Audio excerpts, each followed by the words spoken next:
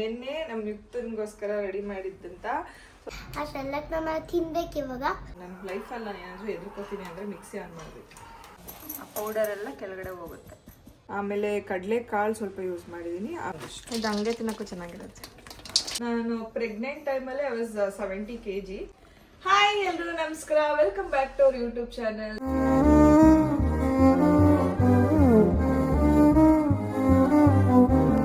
ಎಲ್ರಿಗೂ ಸ್ವಾಗತ. ಎಲ್ರು ಹೇಗಿದ್ದೀರಾ?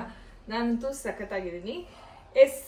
ತುಂಬಾ ಜನ ಹೆಣ್ಮಕ್ಳಿಗೆ ಆಲ್ಮೋಸ್ಟ್ ನನ್ನ ಮಗು ಆದಾಗಿಂದನೂ ತುಂಬಾ ಜನ ನನ್ನ ಹತ್ರ ಟಿಪ್ಸ್ ಕೇಳ್ತಿರ್ತಾರೆ. ನೀವು ಸಣ್ಣ ಆಗಿದೆ ಹೇಗೆ, ನಿಮ್ಮ ಮಗುಗೆ ಏನೇನು ಫುಡ್ ತಿನ್ನಿಸ್ತೀರಾ, ಯಾವ್ಯಾವ ಪ್ರಾಡಕ್ಟ್ಸ್ ಯೂಸ್ ಮಾಡ್ತೀರಾ ಅಂತೆಲ್ಲ ನನ್ನನ್ನು ಕ್ವಶನ್ಸ್ ಕೇಳ್ತಾನೆ ಇರ್ತೀರಾ. ಆ್ಯಂಡ್ ನಾನು ತುಂಬ ಜನಕ್ಕೆ ಆನ್ಸರ್ ಕೂಡ ಮಾಡಿದ್ದೀನಿ.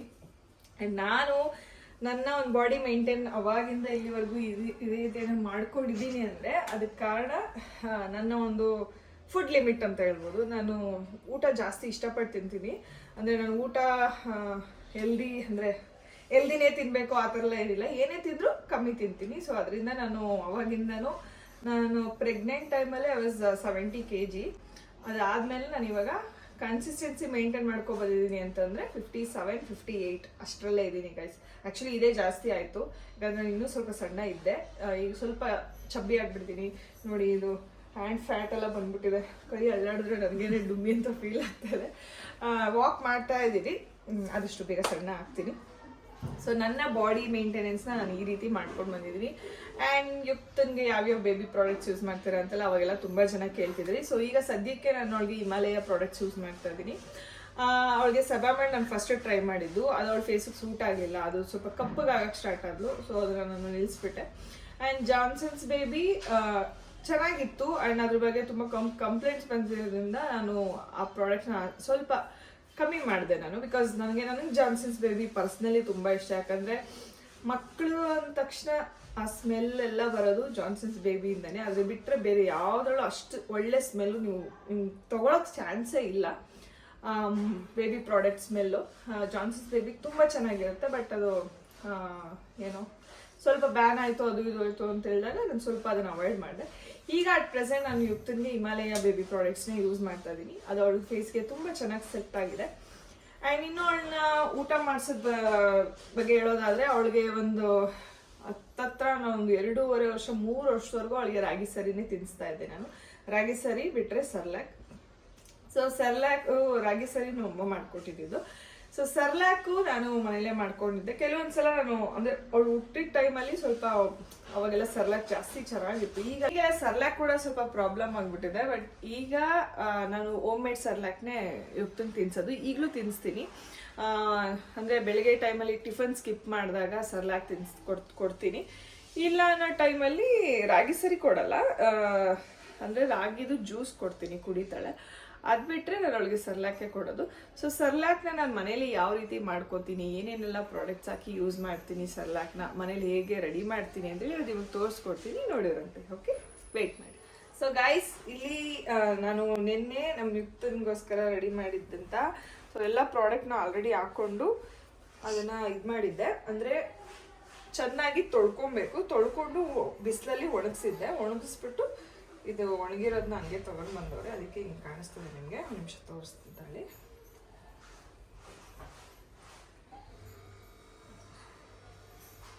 ನೀವು ನಾನು ಬಿಚ್ಕೊಂಡ್ಬಿಟ್ರೆ ಎಲ್ಲಿ ಬೀಳ್ಸ್ಕೊಂಬಿಡ್ತೀನಿ ಅಂತ ಭಯ ಗೈಸ್, ಅದಕ್ಕೆ ಮೆತ್ತಗೆ ಬಿಚ್ತಾ ಇದ್ದೀನಿ ಅಷ್ಟೆ. ಎಸ್, ಬನ್ನಿ. ಸೊ ನೋಡಿ, ಇದು ತೊಳೆದು ಕ್ಲೀನಾಗಿ ತೊಳೆದು ಒಣಗಿಸಿರೋ ಅಂಥದ್ದು.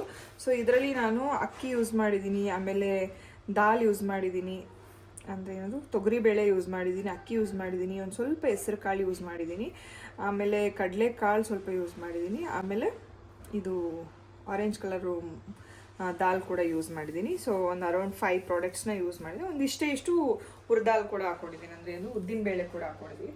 Consistency depends. ನೀವು ಮ್ಯಾಕ್ಸಿಮಮ್ ಒಂದ್ಸಲ ಸರ್ಲ್ಯಾಕ್ ಮಾಡಿದ್ರೆ ಒಂದು 4 to 5 monthsವರೆಗೂ ನೀವು ಕಂಟೈನರ್ ಒಂದು ಏನಂದರೆ 8 ಕಂಟೈನರಲ್ಲಿ ಎತ್ತಿಟ್ಕೋಬೋದು. ಜಾಸ್ತಿ ಮಾಡ್ಕೊಂಬಿಟ್ರೆ ನೀವು ಪದೇ ಪದೇ ಓಪನ್ ಕ್ಲೋಸ್ ಮಾಡ್ತಾ ಇರ್ತೀರಾ, ಬೇಗ ಬೂಸ್ಟ್ ಬಂದ್ಬಿಡುತ್ತೆ. ಸೊ ಅದಕ್ಕೋಸ್ಕರ ಜಾಸ್ತಿ ಮಾಡ್ಕೋಬಾರ್ದು. ನಾನು ಸ್ವಲ್ಪ ಮಾಡ್ಕೊಂಡಿದ್ದೀನಿ. ಆ್ಯಂಡ್ ಇದನ್ನು ಈಗ ನಾನು ಒಂದ್ಸಲ ಸರ್ಲ್ಯಾಕ್ ಮಾಡಿದ್ರೆ ನಮ್ಮ ಮನೇಲಿ ಮಕ್ಳುಗಳು ಜಾಸ್ತಿ ಇದಾರಲ್ಲ, ಅವ್ರಿಗೂ ಯೂಸ್ ಆಗುತ್ತೆ ಅಂತ ಜಾಸ್ತಿನೇ ಮಾಡ್ಕೊತೀನಿ. ಸೊ ನೋಡಿದ್ರಲ್ಲ, ಅಕ್ಕಿ ನಾನು ಇದರಲ್ಲಿ 2 ಕಪ್ಸ್ ಅಕ್ಕಿ ಹಾಕಿದ್ದೀನಿ. ಆಮೇಲೆ ಈ ಮಿಕ್ಕಿದ್ನೆಲ್ಲಾನು ಮುಕ್ಕಾಲು ಲೋಟಗಳು ಹಾಕೊಂಡಿದ್ದೀನಿ. ಒಂದು ದೊಡ್ಡ ಲೋಟದಲ್ಲಿ ಅಕ್ಕಿ 2 ಲೋಟ ಹಾಕಿದ್ದೀನಿ. ಇನ್ನು ಮುಕ್ಕಾಲು ಲೋಟ ಅಂತ ಬಂದರೆ ಮಿಕ್ಕಿದ ಪ್ರಾಡಕ್ಟ್ಸ್ಗಳನ್ನೆಲ್ಲ ಮುಕ್ಕಾಲು ಲೋಟ ಹಾಕೊಂಡಿದ್ದೀನಿ. ಸೊ ಇದನ್ನು ಚೆನ್ನಾಗಿ ತೊಳೆದು ಒಂದಿನ ಫುಲ್ಲು ಬಿಸಿಲಲ್ಲಿ ಒಣಗಿಸಿ ಈಗ ಇದು ರೆಡಿ ಆಗಿದೆ ಗೈಸ್. ಸೊ ನೆಕ್ಸ್ಟು ಇದನ್ನು ಹೇಗೆ ಮಾಡೋದು ಅಂತೇಳಿ ತೋರಿಸ್ತೀನಿ ನೋಡಿ. ಸೊ ಗೈಸ್, ಇವಾಗ ನೀವು ಒಂದು ಪಾತ್ರೆಗೆ ಹಾಕ್ಕೊಂಡು ಪಾತ್ರೆಯಲ್ಲಿ ಇದನ್ನು ಸ್ವಲ್ಪ ಬೆಚ್ಚಗೆ ಮಾಡ್ಕೋಬೇಕು. ನೀವೇನು ಇದನ್ನು ಬ್ರೌನ್ ಆಗೋವರೆಗೂ ಫ್ರೈ ಮಾಡ್ಕೋಬೇಕು ಆ ಥರ ಎಲ್ಲ ಏನಿಲ್ಲ, ಸ್ವಲ್ಪ ಬೆಚ್ಚಗೆ ಮಾಡ್ಕೋಬೇಕಷ್ಟೆ. ನಿಮಗದೊಂದು ಬಿಸಿಯಾದಾಗ ಒಂದು ಸ್ಮೆಲ್ ಬರುತ್ತೆ ಗೊತ್ತಾ, ಆ ಸ್ಮೆಲ್ ಬರೋವರೆಗೂ ನೀವು ಇದನ್ನು ಚೆನ್ನಾಗಿ ಫ್ರೈ ಮಾಡ್ಕೋಬೇಕು. ಇದು ಸ್ವಲ್ಪ ಕಪ್ಪಗಾಗೋ ರೇಂಜಿಗೆ ಇಲ್ಲಾಂದರೆ ಬ್ರೌನ್ ಆಗೋ ರೇಂಜಿಗೆಲ್ಲ ಫ್ರೈ ಮಾಡ್ಕೊಳ್ಳೋದನ್ನು ಬೇಡ, ಸ್ವಲ್ಪ ಬೆಚ್ಚಗಾಗೋ ಗಂಟ ಮಾಡಿಕೊಂಡ್ರೆ ಸಾಕು.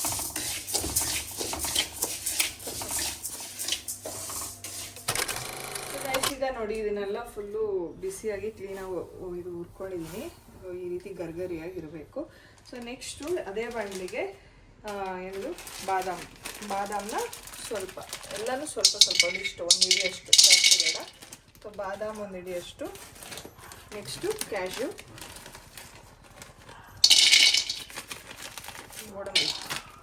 ಗೋಡಂಬಿನೊಂದಿಷ್ಟು, ನೆಕ್ಸ್ಟು ವಾಲ್ನಟ್ಟು ಇದೊಂದಿಷ್ಟು,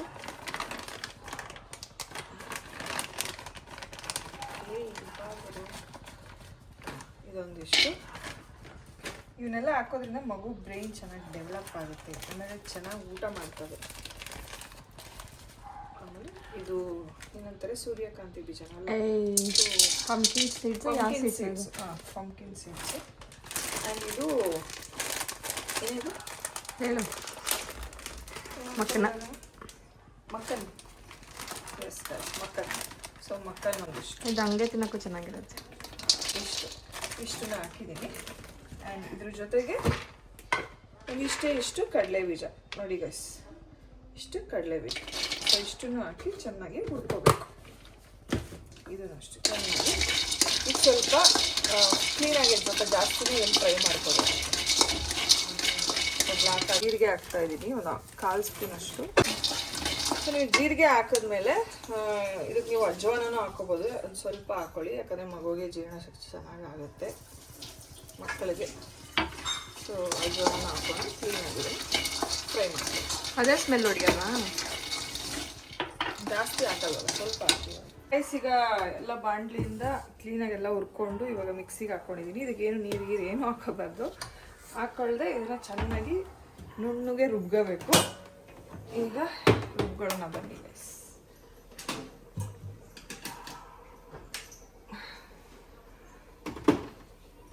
ಬರ್ರು ಅಂತ ಇದ್ದಿರ್ಬೇಕು. ನನ್ನ ಲೈಫಲ್ಲಿ ನಾನು ಏನಾದರೂ ಎದುರ್ಕೋತೀನಿ ಅಂದರೆ ಮಿಕ್ಸಿ ಆನ್ ಮಾಡಬೇಕು. ಈಗಲೂ ಭಯ ನನಗೆ.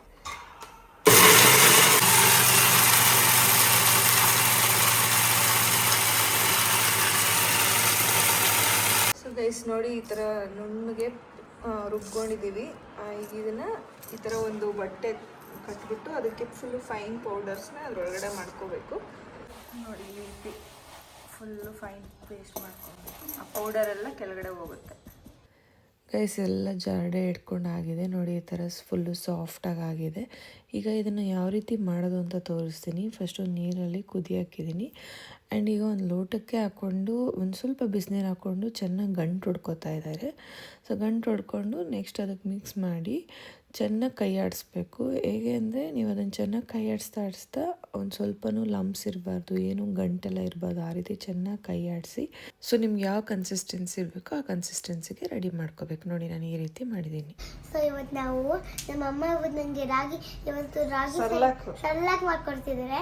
ಆ ಸರ್ಲಾಕ್ ನಾವು ತಿನ್ಬೇಕು ಇವಾಗ. ಸೊ ಗೈಸ್ ನೋಡಿದ್ರಲ್ಲ, ಮನೇಲೇ ಮಾಡೋ ಸರ್ಲಾಕ್ ಎಷ್ಟು ಈಸಿ ಅಂತೇಳಿ. ನೀವು ಅಷ್ಟೇ ಮನೇಲೇ ಮಾಡ್ಕೊಳ್ಳಿ. ಆದಷ್ಟು ಆಚೆಗಡೆ ಸರ್ಲಾಕ್ನ ತಂದು ತಿನ್ನಿಸ್ಬೇಡಿ. ನೀವು ಕೂಡ ಮನೇಲಿ ಇದನ್ನು ಟ್ರೈ ಮಾಡಿ. ಹಾಗೆ ಈ ವಿಡಿಯೋ ಇಷ್ಟ ಆದಲ್ಲಿ ಲೈಕ್, ಶೇರ್, ಕಮೆಂಟ್, ಸಬ್ಸ್ಕ್ರೈಬ್ ಮಾಡಿ. Thank you.